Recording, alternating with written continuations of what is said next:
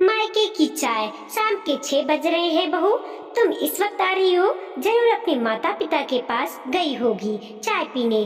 तुम्हारा तो यह रोज का है। तंग आ गई हूँ तुम्हारे ड्रामे से। ये रोहड़ी जी सासू माँ की कर्कश आवाज थी जो सीधे अनु बहू के कानों में पिघलते शीशे की तरह प्रवेश कर रही थी। अनु का ऑफिस उसके मायके के पास था।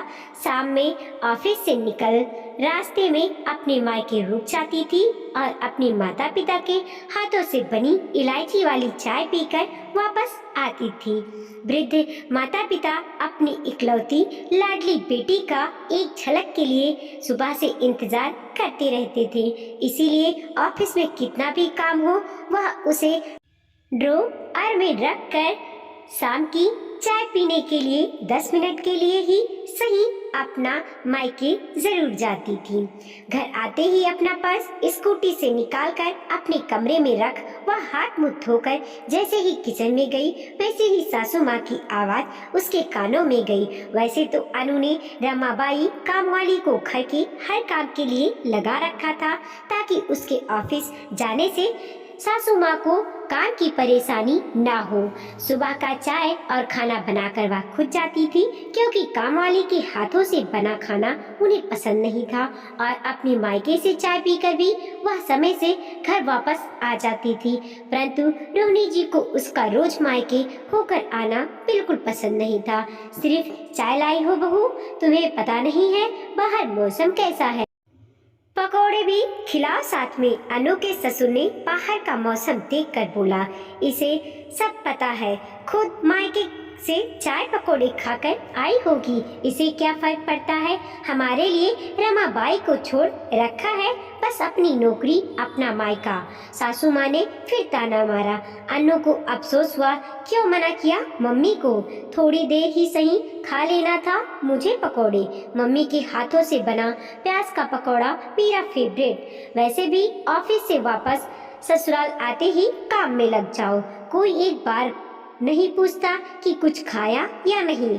कभी कभी तो शाम की स्नैक टेबल पर रखी रह जाती है और रात के डिनर में उसे खत्म करना पड़ता है। रात में कल के ऑफिस के लिए कपड़े में प्रेस कर उसने अपना और अपने पति का कपड़ा रख दिया।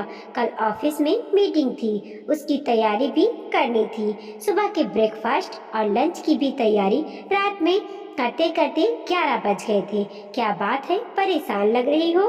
कल के मीटिंग के लिए शायद? अनु के पति ने गर्म दूध का गिलास अनु के हाथ से लेते हुए पूछा। नहीं, मीटिंग के लिए नहीं, छोटे अधिकारी नहीं बड़े अधिकारी परेशान होते हैं। घर के साथ ऑफिस भी संभालूं और समय से घर वापस जाऊं, इसीलिए बार प्रमोशन भी छोड़ दी। वैसे मैं इन बातों से परेशान नहीं, क्योंकि यह मेरा फैसला है। मैं तो सासू माँ के तानों से परेशान हूँ। मैं और रमाबाई दोनों लगे रहते हैं कि उन्हें कोई परेशानी ना हो। ऑफिस से समय पर वापस भी आती हूँ, फिर भी सासू माँ नाराज होती है। उन्हें मेरे मायके जाकर शाम की चाय पीना पसंद नहीं। अनु ने दिल की बात पति रमन को बता दी। मत जाओ ना रोज, मंदिर थोड़ी ना है जो हर रोज दर्शन करने जाओ। बचपन से मायके ही रही, दिल नहीं भरा। मेरी माँ का दिल रख लिया करो, उनके इमोशन का ख्याल रखो। हो सकता है तुम्हारे देर से आने से वह तुम्हारी चिंता करती हो। छुट्टियों में भी चली जाया करो उन्हें बताकर। बहुत अनन मनन अंदाज में रमन ने अपनी बात रखी और दूध का खाली गिलास उसके हाथ में पकड़ा दिया। अनु गिलास हाथ में लिए आवाज थी। इस घर के लिए खुद को रमाबाई से ज्यादा वह समझ नहीं पाई थी। हर बड़े छोटे काम उसे से ही देखना था। घर में सब्जी से लेकर खराब फ्रिज को ठीक करवाना भी उसी का काम था। सबों के इमोशनल का ख्याल रखना भी उसी की जिम्मेदारी थी, पर उसके इमोशन से किसी को कोई फर्क नहीं था। अपने आंखों के आंसुओं को छुपाते हुए वह सोने चली गई। ऑफिस की मीटिंग और काम खत्म करते करते शाम के 7 बज गए थे। आज रात के खाने के लिए सब्जी भी नहीं थी। रमन को कहना बेकार था, वह रात के 10 बजे से पहले नहीं आते। कल रात की बात से दुखी और सासू माँ के तानों से परेशान अनु ने स्कूटी अपने ससुराल की तरफ मोड़ दी। अगर वह चाहती तो 10 मिनट का समय चाय के लिए निकाल सकती थी, लेकिन उसने अपने मन को मार लिया था। मम्मी का मिस कॉल मोबाइल पर देख चुकी थी, पर उसे कॉल नहीं किया क्योंकि मम्मी उसके झूठ को तुरंत पकड़ लेती और उसकी परेशानी बस उसके हेलो बोलते ही समझ जाती थी। इसीलिए माँ को मैसेज कर दिया, आज मीटिंग है, शायद आज नहीं आ पाऊंगी। सब्जी लेते हुए रात के 8 बज गए। जैसे घर पहुंची, सासू माँ सामने खड़ी मिली। आ गई महारानी, देवी दर्शन करके। हमने चाय पी कि नहीं, खाना खाया कि नहीं, कोई फर्क नहीं इन्हें। रोहिणी जी शुरू हो गई। सासू माँ, आज मैं मायके नहीं गई थी। सब्जियों को फ्रिज में रखते हुए अनु ने कहा। अनु की आवाज थोड़ी ऊंची थी, शायद माँ के पास ना जाने से, या शायद ऑफिस की थकान से, या फिर सिर दर्द, या कल शाम में पति की बातों से। क्योंकि शाम की चाय तो चाय नाम की थी, वह एक प्यार का एहसास था जो पिता के हाथों से बनकर उसके दिल में उतर जाती थी। चाय पीते हुए माँ की मुस्कान एक टॉनिक थी जिससे सारे दिन की थकान उतर जाती थी। मशीन नहीं है यह जिंदगी, यह महसूस करवाता था उन दोनों का स्नेह। अनु की आवाज की ऊंचाई से रोहिणी जी घबरा गई और गुस्से में तमतमाती हुई बोली, एहसान कर दिया तुमने हम पर, मायके ना जाकर। जहाँ मना करे जाओ या ना जाओ, एहसान जताने की जरूरत नहीं। रात में नमन ने भी उसके मायके ना जाने की बात को सुनकर भी अनसुना कर दिया। किसी को कोई फर्क नहीं था सिवाय उसके मम्मी पापा के, जिसका फिर से कॉल था और मैसेज भी, बेटा तू ठीक तो है, तबीयत ठीक है, आज शाम की चाय पापा ने 8 बजे रात में पी है, तेरा इंतजार कर रहे थे, वगैरह। अनु को एहसास हुआ एक बेटी के नाते अपने मम्मी पापा की छोटी छोटी खुशियों का ख्याल रखना भी उसकी जिम्मेदारी है।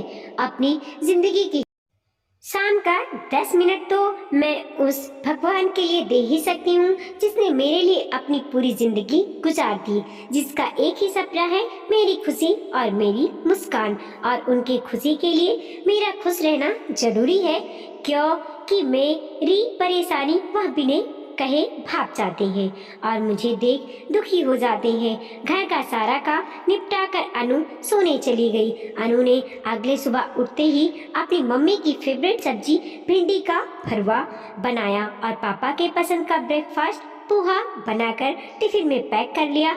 ऑफिस के लिए 1 घंटे पहले निकलने लगी। सासू माँ ने नजरों से सवाल किया और पति ने भी आश्चर्य किया, तो अनु बोलते हुए निकल गई, मम्मी के पास शाम में नहीं गई, अब सुबह चली जाती हूँ। सारे काम निपटा दिए हैं, घर का ब्रेकफास्ट, खाना, आपका टिफिन और आपके कपड़े सब तैयार है। जाते हुए बस 1 कप चाय पापा के हाथों का बना पीकर ऑफिस चली जाऊंगी और शाम में टाइम से आकर सासू माँ के लिए भी चाय बना दूंगी।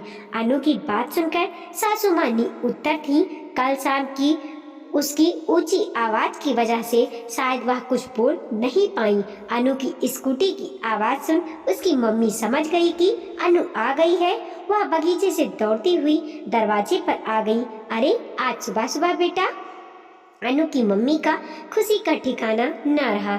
हाँ मम्मी, कल नहीं आ पाई थी, पापा के हाथों की बनी चाय नहीं पीने से ऑफिस की थकान उतर नहीं पाई थी। चलो ब्रेकफास्ट करते हैं और चाय पीते हैं, फिर ऑफिस जाऊंगी। प्यार और स्नेह से भरी मायके की चाय पीकर अनु मंत्र मुग्ध हो गई। दोस्तों, यह जगत की रीत है कि बेटी का विवाह कर ससुराल भेजना है, लेकिन इसका मतलब नहीं कि बेटी पराई हो गई। उसे पूरा हक है कि वह अपनी जन्मदात्री से स्नेह करे, उनका ख्याल रखे। वीडियो को लाइक कीजिए, कमेंट कीजिए और अपने दोस्तों के साथ जरूर शेयर कीजिए। चैनल पे नए हैं तो प्लीज सब्सक्राइब कीजिए और देखते रहिए मोटिवेशनल स्टोरी। मिलते हैं और एक नई कहानी के साथ।